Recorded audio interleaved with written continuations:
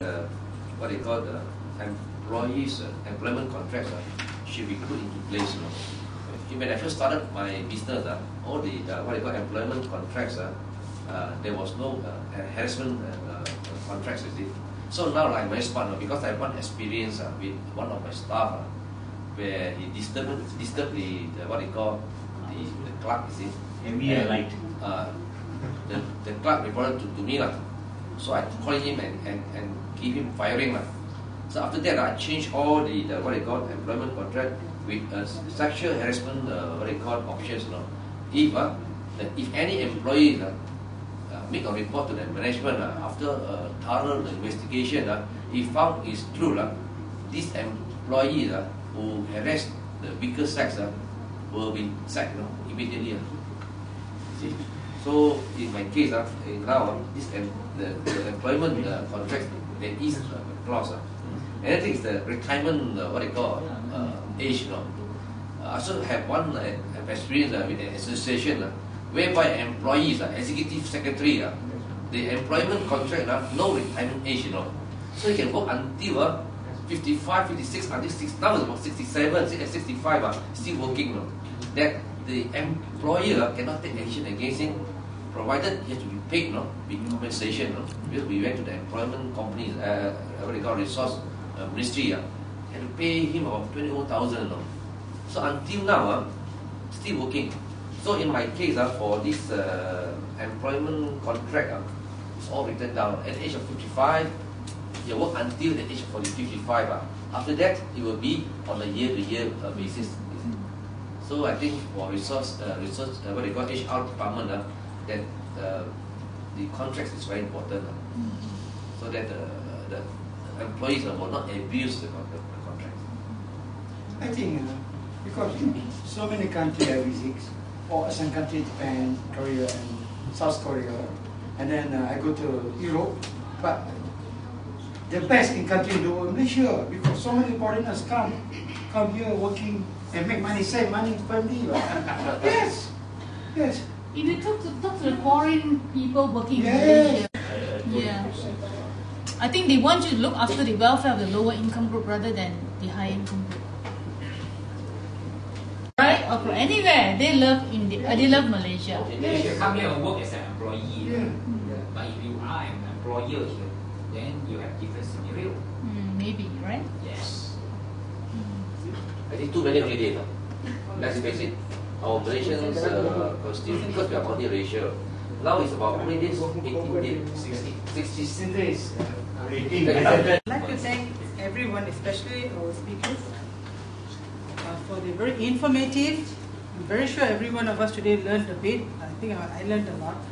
The informative lecture series and all that. We would like to thank Dr. Roy and Dr. Bala for their taking valuable time to come and give us this lecture series.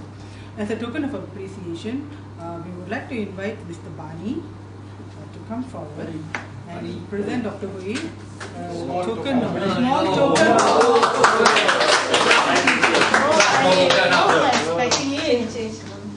token of appreciation for our postgraduate students. I see. Okay. Thank you. Photo. Facebook. Thank you very much, Doctor. We would now like to call Mr. Ngo, another of our students, to present Dr. Bala, small token of the college.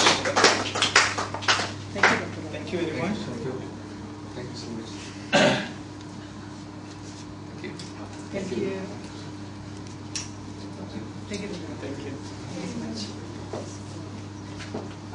We will now like to invite every one of you to go to the front there. We'll take a little group photo, and after that we can proceed for tea. Okay.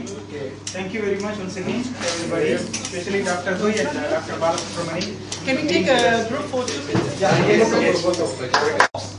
I mean, people as it is, as workers, they want a higher pay, right? We are facing a shortage of workers mainly because our workers are also moving out, right? You see, like we have like for example, the Chinese are moving out, right, to countries like Taiwan and so on, Japan, and then maybe the Muslims are moving out to the Middle Eastern countries and so on. One of the main reasons why they move out, besides brain drain for the higher educated people, the lower educated people, they're moving out hoping to get a better life, a better pay. Their main the idea is to go make the money and to come back. But of course, some will not come back because our lower income group are moving out. The laborers are moving out. For example, we do not have the laborers. One thing, so we are getting foreign people come in, and the other thing is the education. Right, we have more education opportunities for the people now. So once they are more educated, then they would. It's hard to make them stay on as laborers. If to do the same type of job, they would rather to go to some place that can give them higher pay. That's my view, right? But that means to say maybe in 10 or 20 years to come, and they probably can control or demand the market. Yes, actually, we will be heading another big problems. Yes, it's another problem. Actually, in fact, it can be a very laborers today. So they can be quite demanding. They know their value. Put this way, right? And they can demand for it. Okay, and sometimes because we also deep into them when they demand for it because we do not know who they are, and normally they are quite hardcore people. I would say these laborers, So we are actually very careful when we deal with them, and as their population become bigger and bigger, eventually I think it will be an issue. It will be an issue, yes.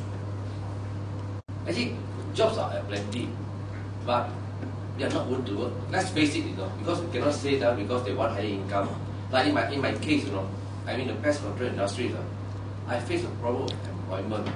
Actually, I pay my workers more than other competitors paying, because they are not going to work. They work for a few months, they go and find a job, And I think this is the perennial problem in the Malaysian environment, that our local population, they are not going to work. But they have to survive. Right? They have to survive, meaning that they, but in another area, they definitely have to work. Of course, they are not as hardworking as as the people before. Even though there are some exceptional cases, but generally, they need to survive. They do have to work. But skill is very important.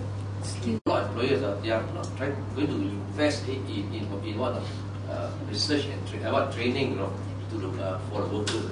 Because after sometimes they will say bye bye to the employer. All the time and expenses wasted, is it? And especially education, like when you give them training, they got the licenses and so on. After a while, they move out. Competitor. They move out, not competitors. They move and go to another industries. But what is the reason for that? Did you find out what is the reason? Did you do an exit interview to find out what is the reason? The attitude problem.